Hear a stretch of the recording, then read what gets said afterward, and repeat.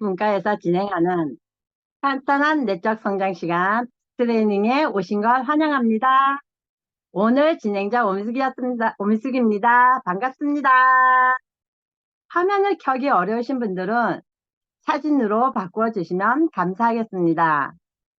1월의 책 리더의 용기 김경래 강사님의 네 번째 시간 강사님을 모시겠습니다. 네, 안녕하세요. 네, 드디어, 아쉽게도 네 번째 마지막 시간입니다.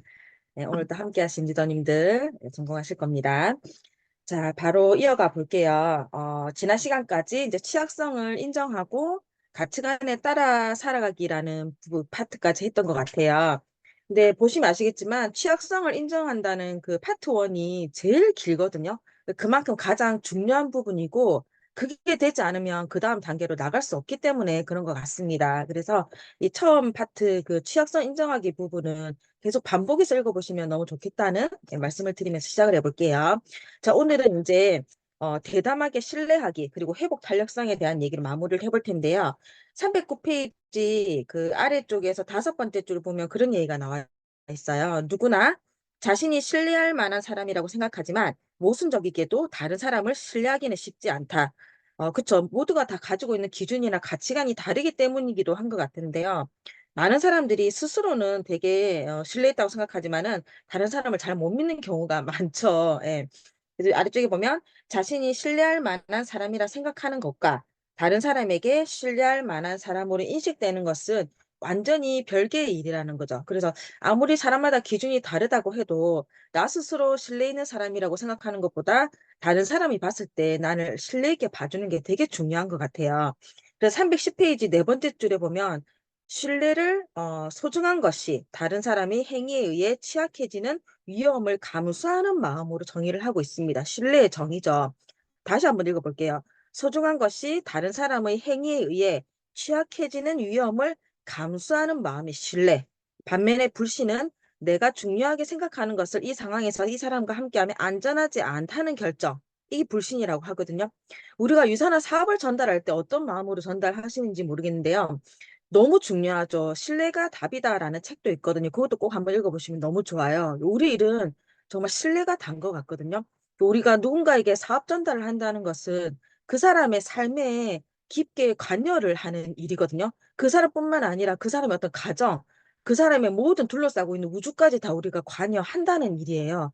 그렇기 때문에 나에 대한 신뢰가 없으면 그 사람은 절대 나랑 같이 사업을 하지 않겠죠. 그래서 신뢰가 그만큼 중요하다라는 얘기를 드리고 있고 311페이지 가운데쯤 보면 그런 얘기가 나와 있어요. 이제 포춘 연구가 나와 있는데 관리자와 직원 간의 신뢰가 일하기 좋은 직장의 가장 결정적인 특징이다라고 나와 있고 그 아래쪽에 보면은 이게 신뢰가 굉장히 성과에 중요하다고 다들 생각하고 있지만은 그 중요성을 알고 있는 리더가 굉장히 많이 부족하다고 합니다. 그러니까 이게 눈에 보이는 그 성향이나 어떤 소양이 아니잖아요. 그렇기 때문에 그 중요성을 많이 놓치고 가는 게 아닌가 하지만은 모든 것을 바꿔놓을 수 있는 정말 강력한 요소.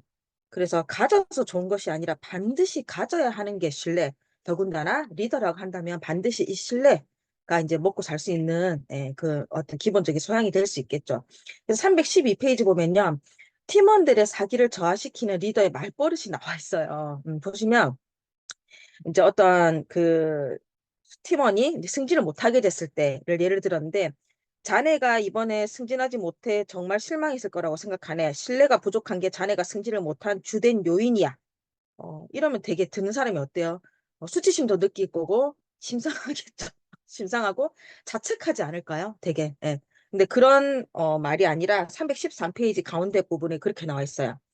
승진 여부를 결정하기 전에 전화를 해서 자네가 관리자로 승진하고 싶다면 반드시 바로잡아야 할 행동이 있네. 이제부터라도 적절한 계획을 세우도록 하게라고 조언을 해준다면 훨씬 이 사람에게 긍정적인 영향을 미친다라는 얘기가 나와 있거든요. 그래서 이런 예시들도 너무 좋은 것 같아요. 그래서 우리한테 정말 꼭 필요한 그런 얘기인가 아닌가 싶습니다. 그리고 314페이지 넘어가면 어떤 조직에 있어서 신뢰도를 평가하는 7가지 기준이 나와 있는데 경계신망, 책임항구, 성실, 무비판, 너그러움까지 있거든요. 그래서 이 7가지가 다 지켜지는 조직이라고 한다면 진짜 멋진 조직이 될 것 같거든요. 그래서 우리도 팀 사업이잖아요. 팀 안에 이러한 기준을 장착할 수 있도록 반복해서 우리가 이 책을 같이 읽고 뭔가 같이 고민을 해보면 너무 좋을 것 같습니다. 이게 모두 다 언급하긴 그렇고 몇 가지만 한번 보면요. 316페이지 아래쪽에 보면 이제 함구에 대한 분석이 나와 있는데 316페이지 밑에서 여섯째 줄 보면 그렇게 나와 있어요. 비밀에 대한 얘기, 그죠? 소문이나 비밀의 공유가 연결의 촉매라고 믿는 사람이 의외로 많다. 우리도 그렇잖아요. 엄마들 아침에 모여서 다 하는 게 시댁욕, 남편욕이잖아요. 그러면서 굉장히 끈끈한 전우애를 가져가고 자기들끼리 막 좋아 죽잖아요. 그러면서 되게 친해지고 그게 어떤 사람과 사람 간의 신뢰 그리고 연결의 고리라고 생각하는 사람들이 굉장히 많거든요. 근데 저도 유산화 일을 하면서 원래도 그랬지만은 유산화 일을 하면서 특히나 누구의 험담을 안 하려고 굉장히 노력하거든요. 그러니까 험담뿐만 아니라 그 사람이 없을 때 그 사람에 대한 얘기조차를 안 하려고 되게 노력을 해요. 그러니까 어떤 걸 느꼈냐면 어떤 집단에서 내가 누군가의 험담을 하거나 누군가의 얘기를 했을 때 어, 어떤 그런 사람이 있어요. 그러니까 험담이나 뭐 남 얘기 되게 잘하는 사람들 있잖아요. 그 사람들 앞에서는 더 말조심을 하게 되고 그 사람을 멀리하게 되더라고요. 왜냐하면 결국 저 사람이 나도 씹을 거라는 걸 아니까. 예, 그렇게 연결고리가 아니라 그 사람과 멀어지는 고리가 되더라고요. 그래서 누군가 이렇게 비밀을 공유하는 것, 그게 연결이 절대 되는 게 아니다. 그 아래쪽에다 나와 있죠. 316페이지. 불행의 앞에서는 말조심을 해야겠고. 그러니까 그런 사람을 만나면 입을 닫게 되더라고요. 예. 그래서 이런 부분도 나와 있고요. 그다음에 317페이지 쪽에 보면 이제 성실에 대한 얘기가 나와 있어요. 기준 중에. 우리 삶에서 성실은 가장 소중하다. 자신에게 성실함이 부족하고 절차를 무시하며 지름길을 찾는 경향이 있다는 걸 인식하는 순간부터 우리는 신중한 자세를 취하게 된다. 성실. 너무, 이 책 우리 두고 쓴 책인가? 너무 중요하죠. 우리가 뭔가 꾸준하게 성실하게 해나간다는 거, 이 사업에 있어서 너무나 중요한 성공 요소가 아닐까 싶어요. 그래서 우리가 이렇게 스폰서님들을 되게 예우를 하잖아요. 저도 처음에 이제 이 사업을 시작했을 때 스폰서님이란 단어도 입에 안 붙었지만은 너무나 어떤 예우하는 모습들이 조금 거북스러운 면도 있었거든요. 근데 제가 그러한 경험들을 같이 해보니까요.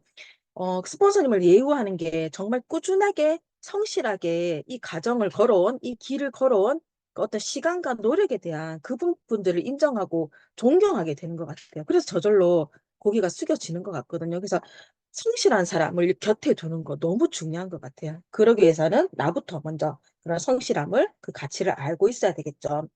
그리고 318페이지 넘어가면 무비판이 나와 있는데요.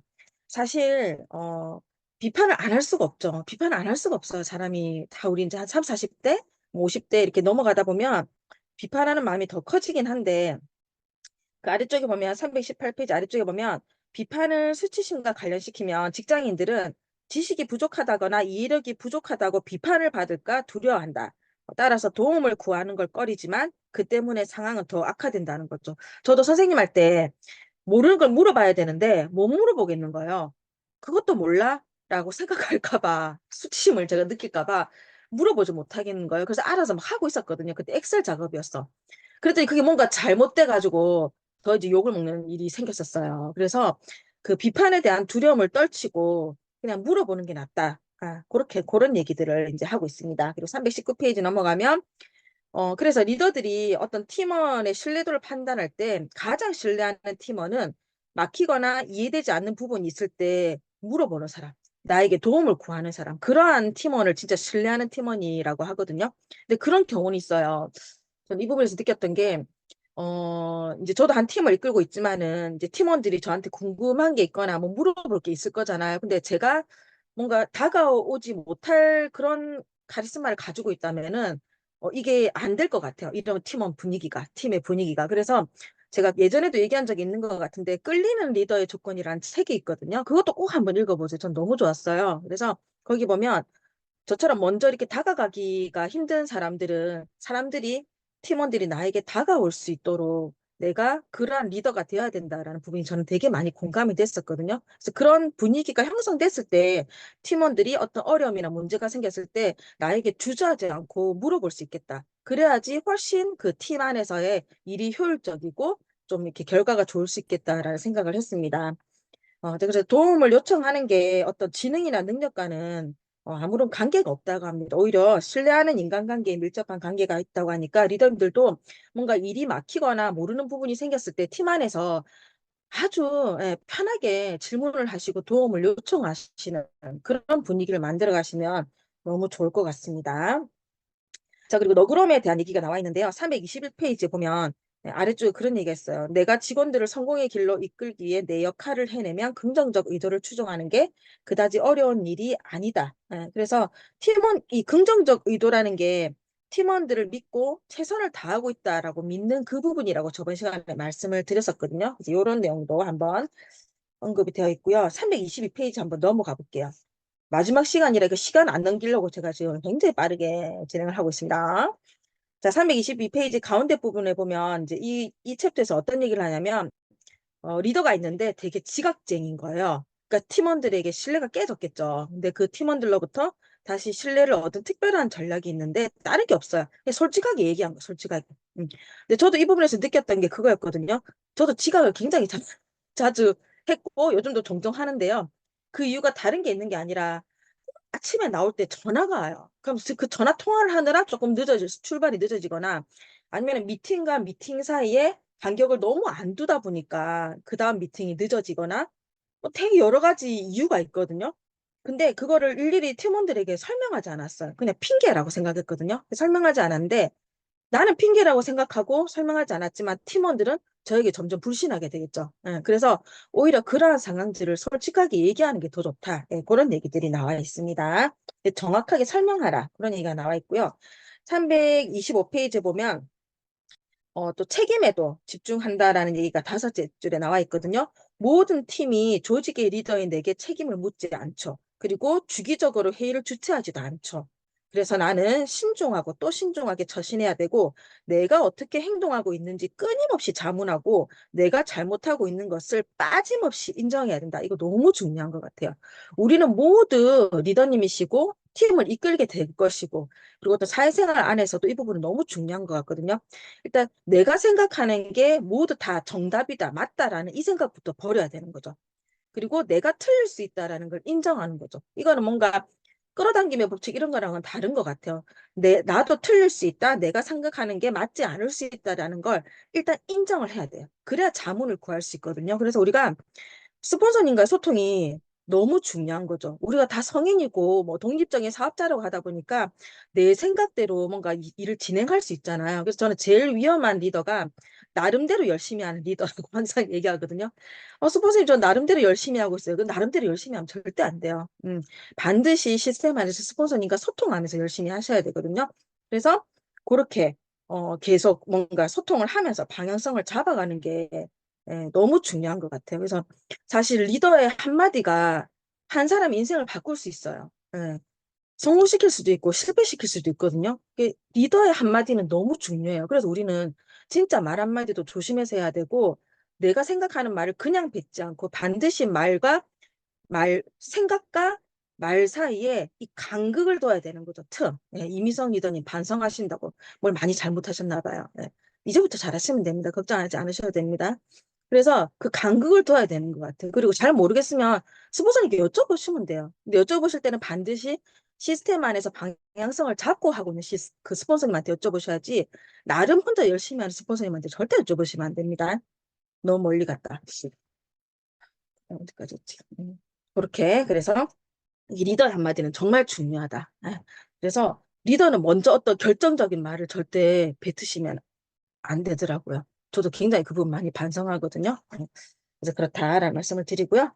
자, 그 다음에 넘어가 볼게요. 그래서 326페이지 보면 이 신뢰 구성 요소 7가지를 재조정해서 이렇게 나와 있거든요. 그래서 다 맞는 말이죠. 책임 부분도 책임을 떠안았는가, 다른 사람의 탓으로 돌렸는가, 모든 책임은 다 내 안에 있잖아요. 그죠? 그리고 327페이지 필요할 때마다 도움을 요청했는가, 그죠? 그리고 나 자신에게 너그러웠던가, 뭐 아니면 질책했는가, 이것도 너무 중요하죠. 질책을 자꾸 하면요, 자존감이 떨어지더라고요. 그래서 질책하지 말고, 자책하지 말고, 뭐 점검하라 이런 말도 있잖아요. 그래서 질책은 굉장히 자존감을 떨어뜨리는 행위인 것 같아요. 그렇게 하지 말고 나를 좀 너그럽게 안아주고, 그래, 잘했어, 수고했어, 이렇게 좀 다독여주고, 그런 부분들이 그런 팀 문화가 생기면요, 팀원들이 자존감이 올라가죠. 그리고 나 자신을 사랑하는 그런 팀원들이 많아지면 서로를 사랑할 수밖에 없거든요. 그래서 굉장히 신뢰 있는 문화가 형성될 거다라는 말씀을 드려보도록 하겠습니다. 자, 그러면 332페이지 이제 마지막 부분에 보면요. 대담하게 신뢰하기 이제 마지막 부분을 보면 그 얘기가 방금 했던 얘기가 나오죠. 나는 자신도 사랑하지 않으면서 나에게 당신을 사랑합니다라고 말하는 사람을 신뢰하지 않는다라고요. 그래서 아프리카에서는 발가벗은 사람이 당신에게 셔츠를 주면 조심하고 경계하라는 속담이 있다라고 하거든요. 그러니까 나 자신을 사랑하는 게 먼저인 거예요. 나 자신을 신뢰하는 게 먼저인 거죠. 그래야 다른 사람을 사랑할 수 있고 다른 사람을 신뢰할 수 있다라는 부분입니다. 그래서 이것도 7가지 요소 한번 살펴보시면서 가져가시면 너무 좋을 것 같습니다. 대담하게 신뢰하는 게 되게 중요한데 되게 짧게 되어 있다, 그죠? 자, 그럼 드디어 마지막 파트. 다시 일어서는 법 배우기, 회복 탄력성에 대한 얘기를 한번 해보도록 할게요. 자, 335페이지 보면요. 스카이다이빙을 할 때 다치지 않게 땅에 내리는 방법을 배우는데 굉장히 많은 시간을 보낸다라고 하고 있고요. 실패를 딛고 일어서는 힘, 즉, 그 회복 탄력성에 대한 얘기를 하고 있죠. 그래서 다시 일어서기를 훈련받은 리더들이 대담한 행동을 시도할 가능성이 더 높고, 실패하더라도 다시 일어서는 법을 알기 때문이고, 다시 일어서는 법을 모르는 리더에게는 대담한 리더십을 기대하기 힘들다. 왜? 뭔가 실패나 좌절을 맛봤을 때 다시 일어서는 법을 모르는 리더는 그냥 그런 상황들이 왔을 때 주저앉아 버릴 거잖아요. 그러니까 두려운 거예요. 그러니까 뭐 어떤 대담한 시도를 도전을 하지 못하는 거죠. 그래서 반드시 우리가 어떤 실패나 좌절되는 상황이 왔을 때 어떻게 다시 일어설 수 있는지를 알려드려야 되는 거죠. 그래야 아 이렇게 일어서면 되겠구나. 그럼 일단 실패를 하더라도 내가 도전을 한번 해봐야 되겠네. 이런 대담한 용기가 생긴다. 그런 얘기를 하고 있는 거죠.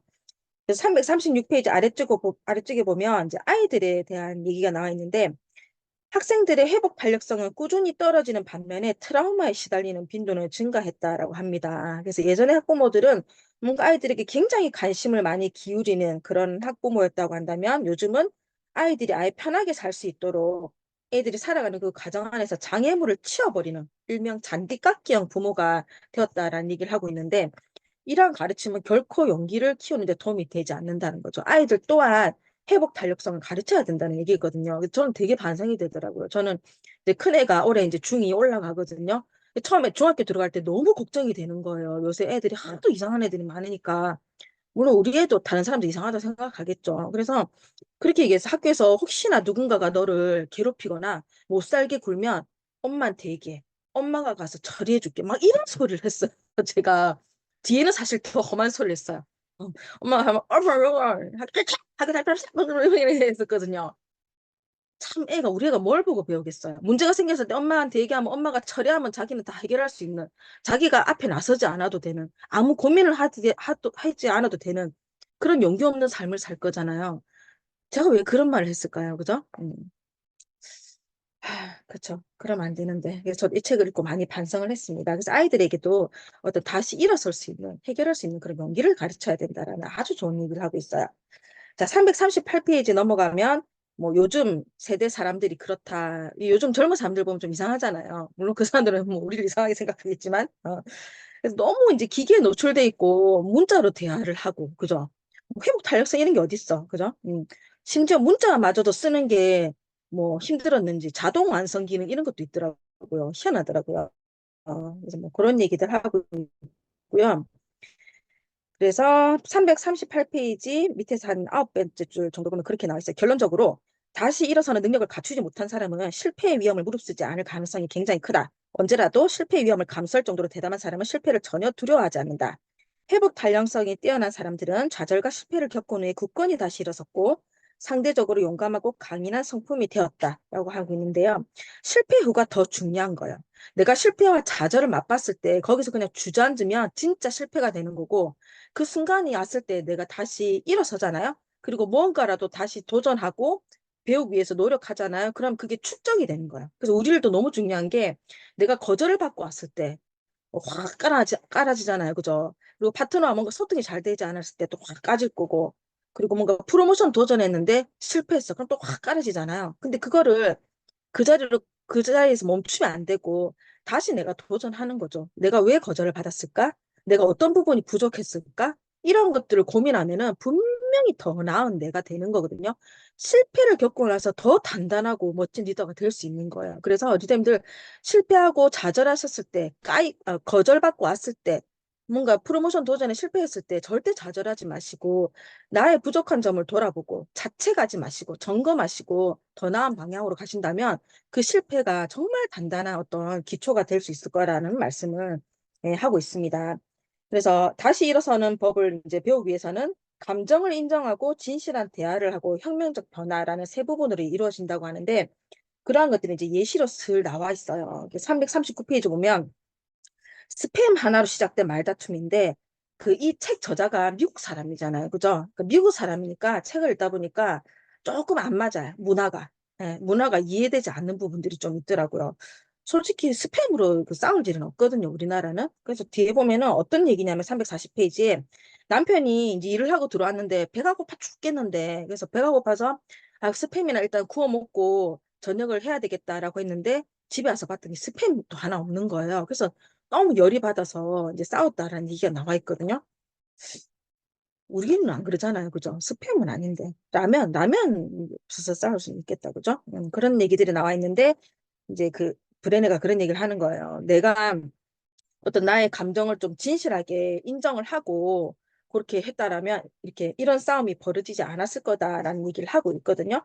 그래서 쭉 보면은, 이렇게 시간이 없으니까 이 부분들 좀 패스를 해야 될 것 같아요. 이걸 한번 읽어보시면 좋고, 344페이지 보면요. 그래서 뭔가 내가 힘든 상황에서 남편이 그런 말을 던진 거에 되게 이제 열이 받았잖아요. 그래서 자기도 느끼는 감정 그대로 간극 없이 뱉다 보니까 싸움이 된 거거든요. 그래서 344페이지에 어떤 남편이 그 상황을 이해하고 얘기했을 때 본인이 자기 감정을 인정했을 때 오히려 눈물이 나고, 그죠? 그 이후에 이제 진실한 대화가 되고 관계가 발전된다는 이제 그런 얘기가 나와 있습니다.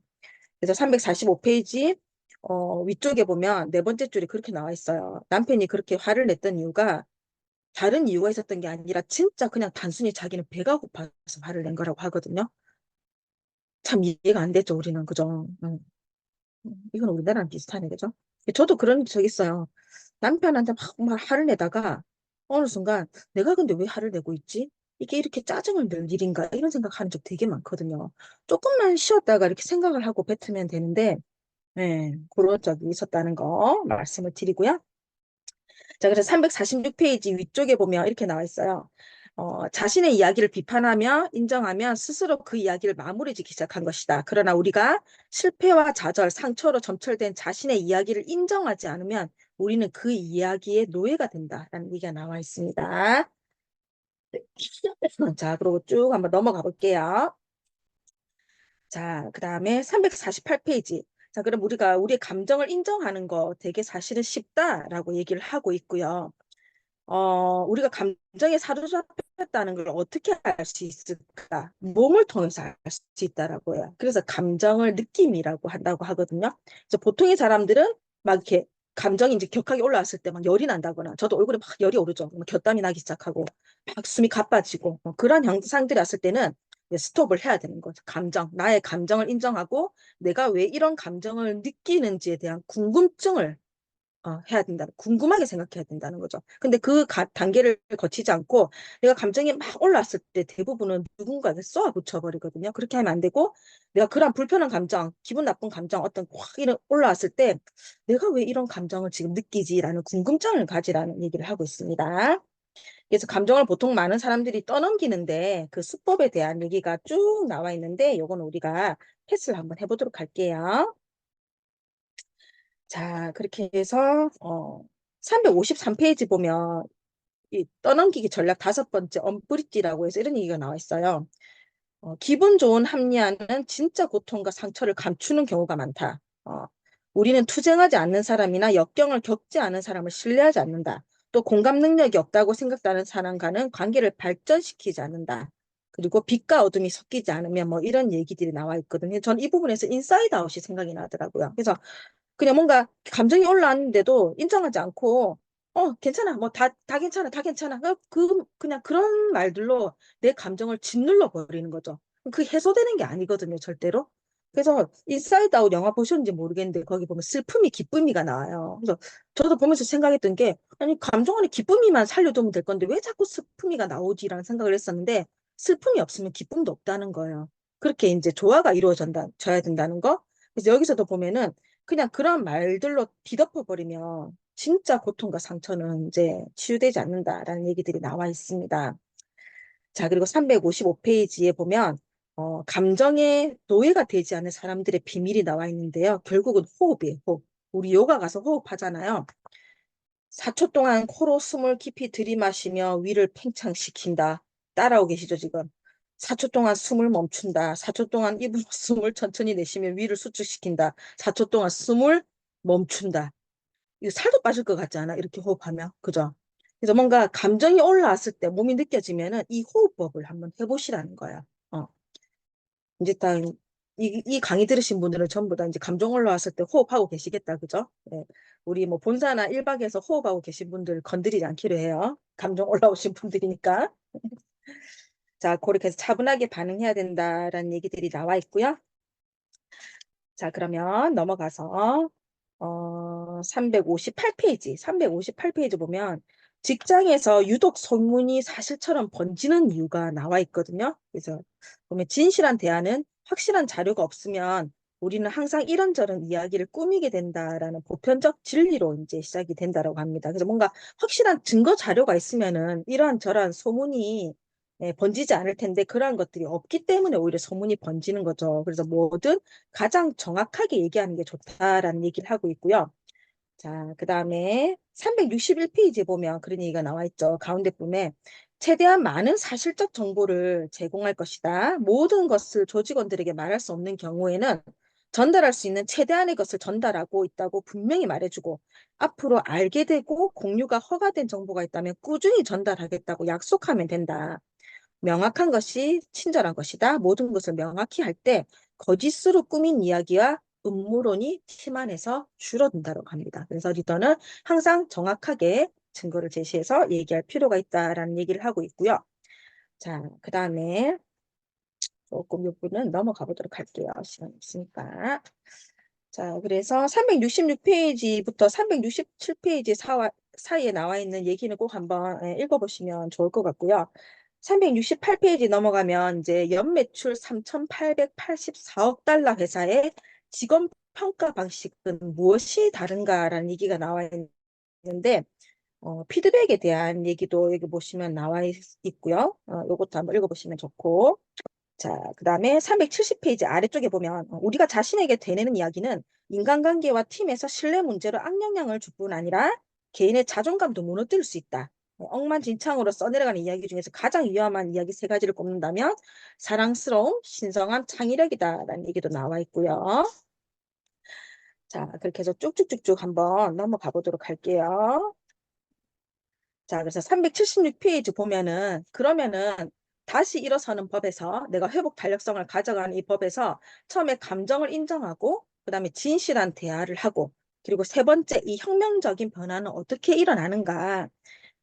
갑옷을 벗고 취약성을 인정하며 가치관에 따라 살아가고 열린 마음으로 대담한 신뢰를 구축하고 쓰러져도 다시 일어서는 법을 배우는 게 혁명적 변화라는 것이 내 믿음이다라고 정리가 되어 있습니다. 그래서 이러한 것들을 가져가기 위해서는 결국 우리는 용기가 있어야 되는 거예요.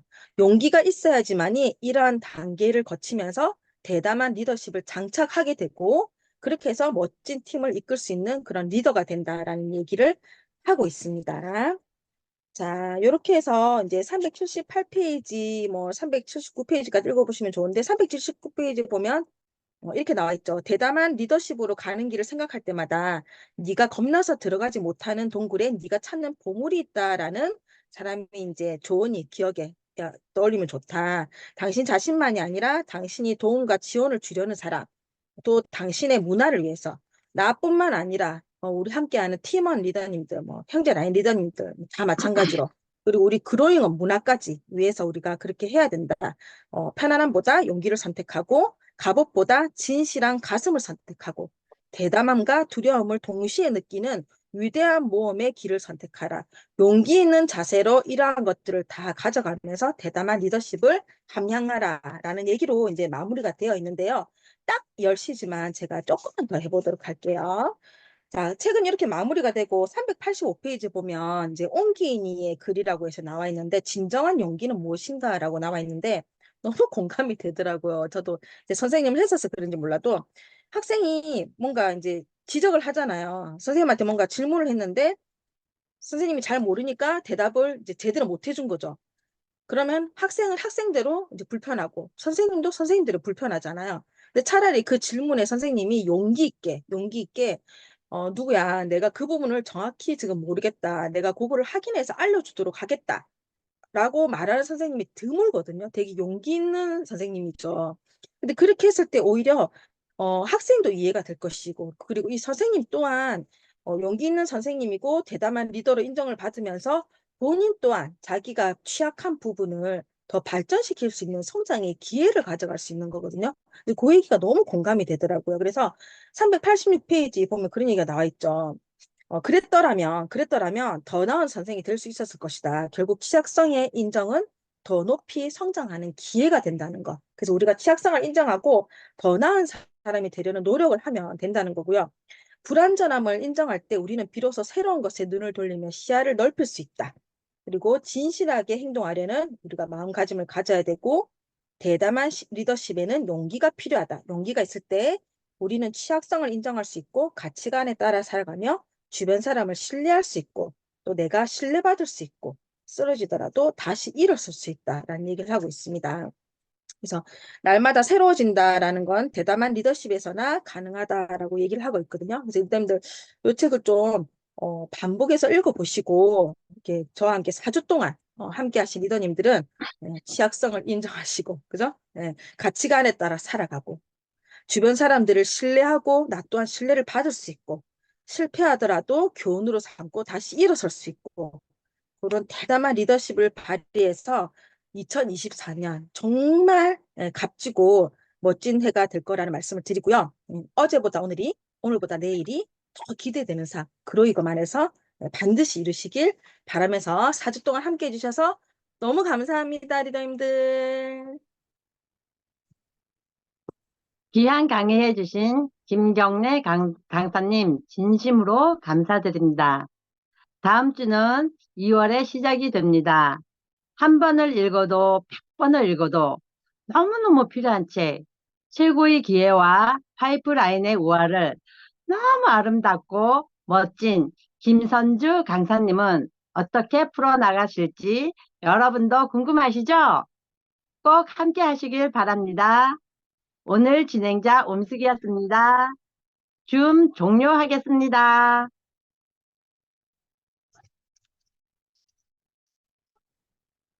네, 감사합니다. 안녕히들 주무세요. 네, 오늘은 좀 더 늦게 잠드시길 바랍니다. 저도 제 자신을 바로 바라보고 용기 있는 리더가 되도록 노력하겠습니다. 자, 세미나에서 뵙겠습니다. 수고해주신 김경래 강사님 진심으로 감사드립니다. 안녕히 주무세요. 안녕. 문 닫겠습니다.